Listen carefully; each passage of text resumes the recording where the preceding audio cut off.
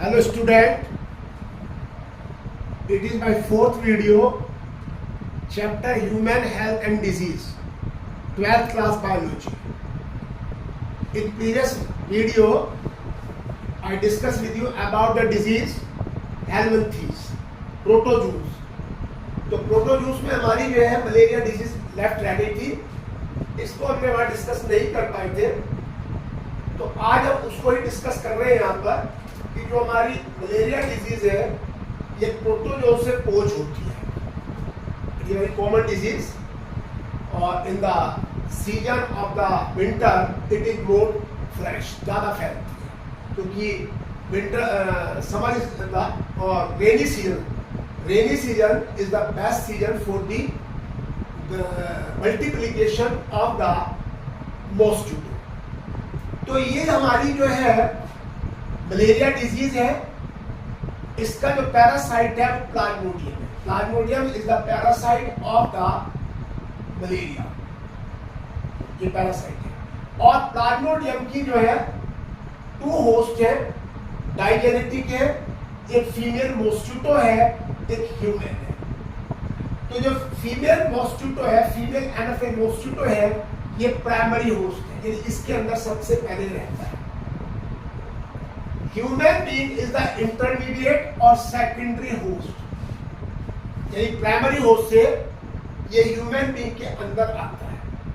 When female mosquito bite to the human being, जब वो human being को bite करता है तब ये उसकी बॉडी में आ जाता है और यहाँ पर ब्लड को सक करता है. Then female mosquito shift the plasmodium in the body of the host or human.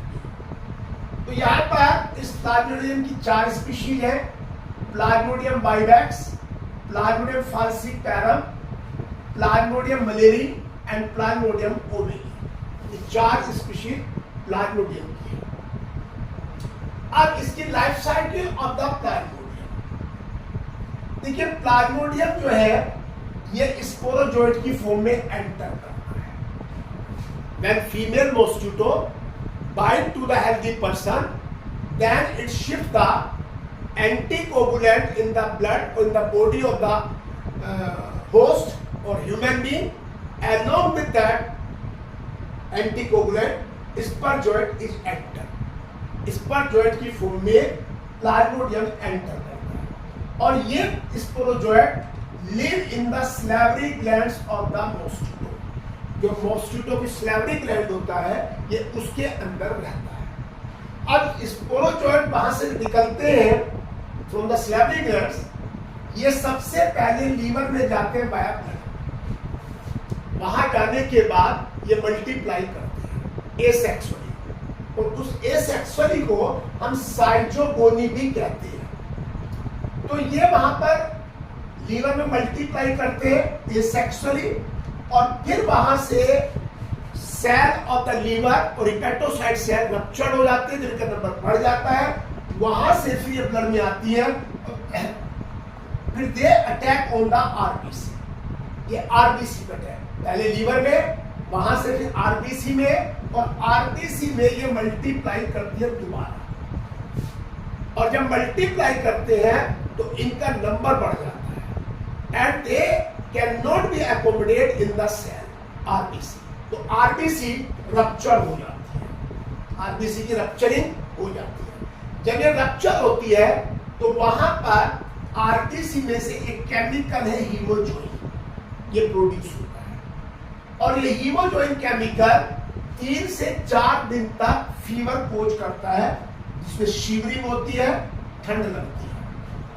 Hemozoin chemical produce in the RBC and this called the fever, shivering. इसके बाद यहाँ पर आरबीसी में स्टेजेस बनते हैं जिनको हम गैमेटोसाइट्स कहते हैं, गैमेट्स कहते हैं. और ये गैमेट्स यहाँ पे सेक्सुअल स्टेज को स्टार्ट करते हैं. अब जब ये ब्लड में आ जाते हैं gametocytes, then again the female mosquito bite to the person. Along with the blood, these gametes enter in the body of the female mosquito, that is gut. उसकी एलिमेंट्री कैनाल में चले जाते हैं। कहां चले जाते हैं? एलिमेंट्री कैनाल में चले जाते हैं जब फीमेल मॉस्किटो बाइट करती है। इसके बाद ये वहां से स्टमक की वाल में जाती है। स्टमक की वाल में आ जाती है, वहां पर गैमेट का फ्यूजन होता है, जाइगोट बनता है। वहां पर ये गैमेट्स फ्यूज हो जाते हैं और जाइगोट बना लेते हैं। और जब ये जाइगोट बन जाता है, इस जाइगोट में दोबारा डेवलपमेंट होता है और डेवलपमेंट होने के बाद फिर ये स्पोरोजोइट प्रोड्यूस करते हैं। और ये स्पोरोजोइट्स वहां से from the wall of the stomach they enter again into the salivary gland. ये फिर दोबारा सैलिवरी ग्लैंड में आ जाते हैं। कौन? Sporozoite. Again, the female mosquito bite to the person and same cycle is repeat to there. अब यहाँ पर जब ये प्लाज्मोडियम अंदर आ जाता है तो ये कुछ सिम्टम्स खोज करता है।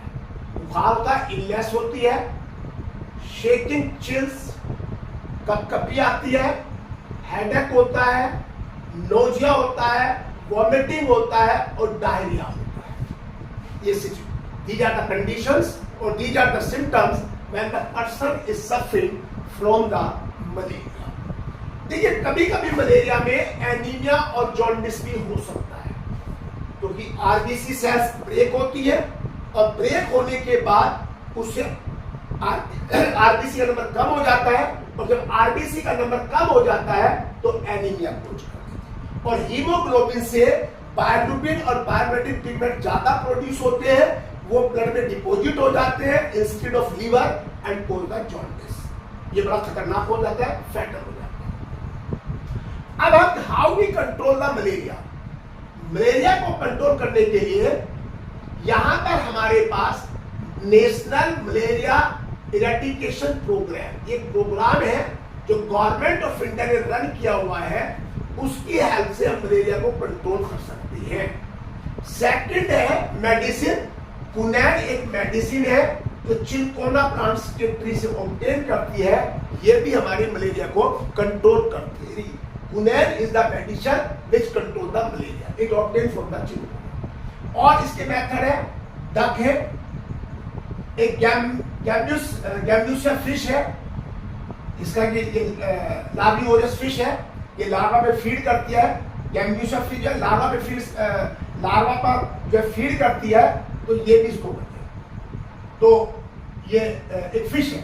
इसके बाद ड्रैगन फ्लाई है और इंसेक्टिवोरस प्लांट यूट्रिकुलेरिया, यानी कि ये भी जो है they control the multiplication of the malaria और control the multiplication growth of the female mosquito.